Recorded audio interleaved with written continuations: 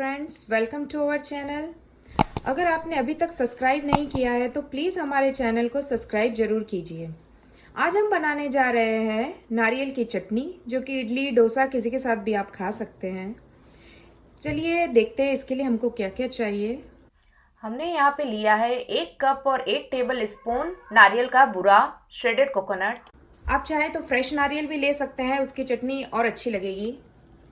1 table spoon salt लिया है, आधा कप कर्ड, आप चाहे तो पौन कप भी ले सकते हैं, लेकिन दही खट्टा नहीं होना चाहिए।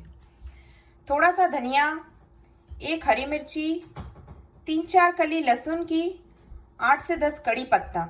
तड़के के लिए यहाँ पे हमने लिया है 1 साबुत लाल मिर्ची, 1/4 टेबल स्पून उड़द की दाल, 1/2 टेबल स्पून राई और 5 से 6 कड़ी पत्ता। सबसे पहले एक जार लीजिए और उसमें हमने नारियल का बूरा डाल दिया है। इसमें आप ये दही ऐड कर दीजिए, नमक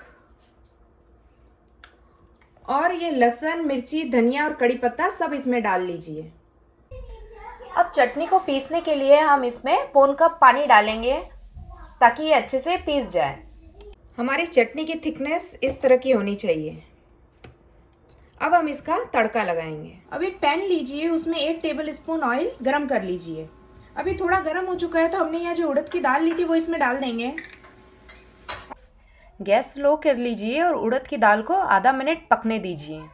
अब इसमें लाल मिर्ची डाल दीजिए और जो कड़ी पत्ता था ये भी हम डाल देंगे और राई सब इसमें डाल के इसको 2-4 सेकंड में बंद कर दीजिए। अब हमने जो तड़का तैयार किया है उसको आप चटनी के ऊपर इस तरह डाल दीजिए और ये लीजिए, हमारी चटनी तैयार हो गई।